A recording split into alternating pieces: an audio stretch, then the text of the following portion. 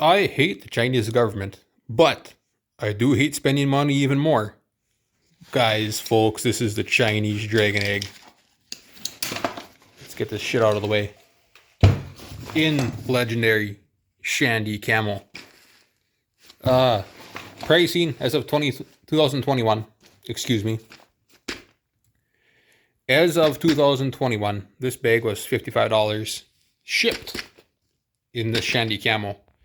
And there's numerous clones that exist. There are a few key features that help you distinguish my version from other ones. It's going to be the how they tie off the zippers. The zippers themselves, you'll see these ones are not clone correct. They got, I don't know, for a luggage locker or something of that kind. Other versions, such as the idle gear, which is really since mine, I bought mine, I probably would have went with an idle gear, just because they tend to be decent for a chinky brand. They have plastic ties on the end here, so it's covered in plastic. Some of the lower quality ones, they don't got a paracord wrap handle. They got like a plastic wrap. I don't know how to describe it. It's a rope with a piece of plastic on it.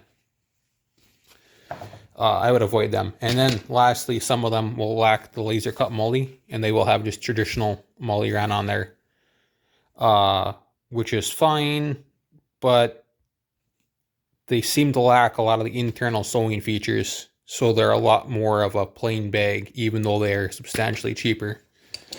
Let's get my beaver tail off there. I'll go over the beaver tail in a moment here.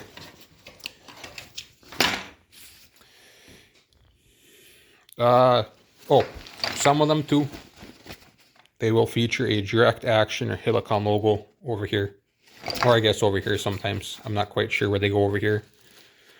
I don't know if the ones with the logo on them, which features they have. My assumption is they're basically the same as this one, just in more two-tone colors or solid colors, was my experience looking at them as of, well, 2 years ago. So let's start off with some of the bugs. Pause. So there are some things that can go wrong with the Chinese dragon egg, and there are a couple things that can go wrong with the real dragon egg. So I'm going to go over them. Number one, this seems to be a Chinese specific issue. The straps. So straps connect. They sew into there. They became loose underneath heavy loads. So I came here and stitched in a reinforcement stitch after the straps got loose. Probably not necessary if you're doing reasonable loads for what a dragon egg should be carrying. But if you're sort of going north of that 60-pound mark, you're going to want to come in here and reinforce those stitches, which is a pretty big load for a dragon egg. Next is this divider here, tears. This is a flaw of the original one. So when you overpack your primary bag, you will tear this eventually when you're walking around. And I don't see a reason to fix it currently, but there is like just not a good way to do the repair for that without doing a lot of work. You can see there's some wear, some fraying with webbing. Everyday carrying, you can see that has got beat up on the bottom. You know, there's some tearing on the spacer mesh, which, fair enough. Like, this stuff isn't terribly good to begin with.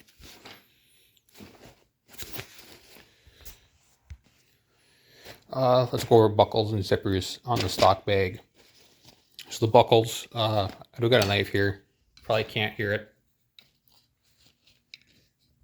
If I can get onto it. Come on.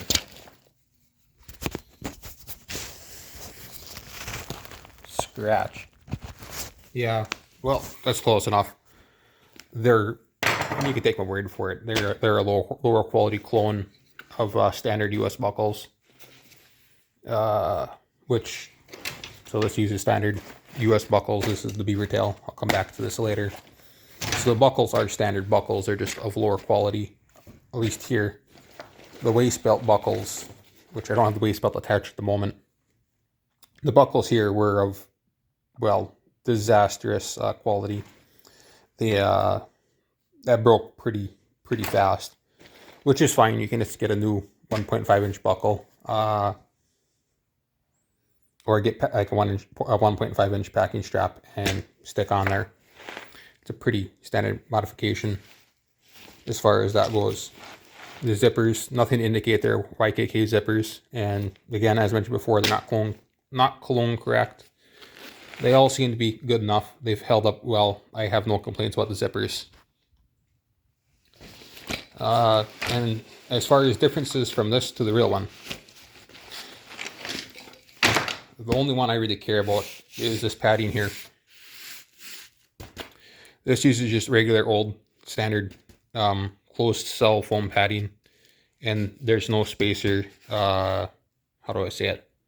There's no spaces here for air to flow between the foam, which the real one has. And of course, this isn't actually pen-caught green zote camel. This is legitimately a derivative that's called shandy or mountain camouflage. I am not sure of the history of shandy. I haven't seen it in many bags.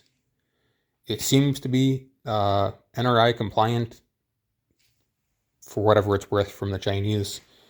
And I will take a photo and prove that and post it up here. It has seemed to fade, but you know, most bags are going to fade a little bit. It's not like showing weight strands. It's a reasonable amount of fading for a bag. And doubtless if I washed it, maybe you would get back some of its vibrancy. Can't take that off one-handed. This has held up fine. Fraying here, you can take a blowtorch or a lighter and you can come back and clean these up. But these will fray as you rub on things. In fact, I have cleaned it up before and just used a blowtorch to come back and clean it up. Let me come back and work my way back to the bag now.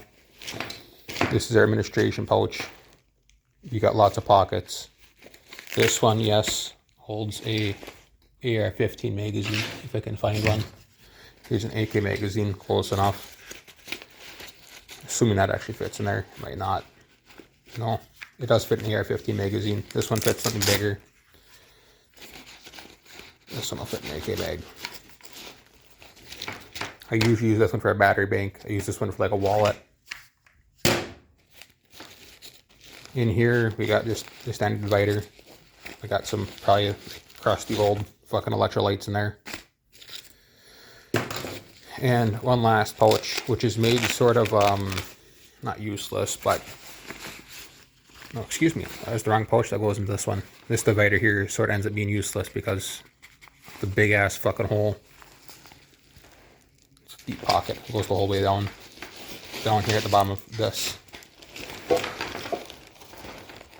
Just the base. Stick your toiletries there if you want. Inside the main pouch, we got a pouch for zippers. Yeah, you can see a little bit of damage. It's fine. It's fine. What do I store in here? A dented fucking flask. Classy.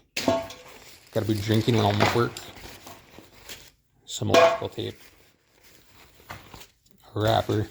See, it's a nice big pocket. You can fit 2 or 3 sweaters in here in terms of space. Got space for a hydro flask with an outlet here, just like the real one.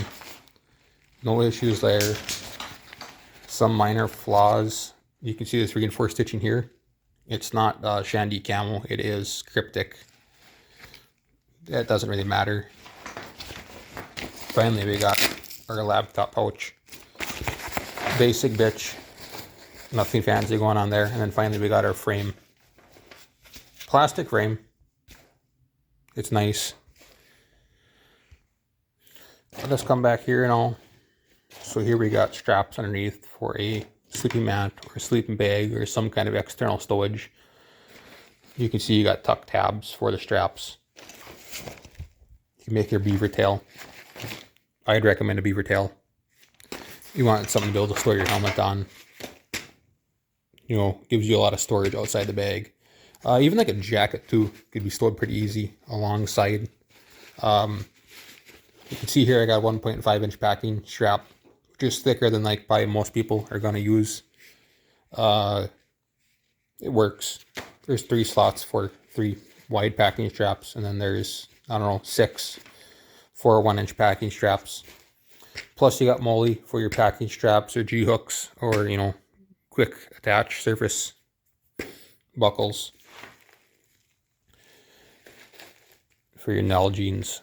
You could strap something here, but you're sort of running out of real estate for attaching stuff here.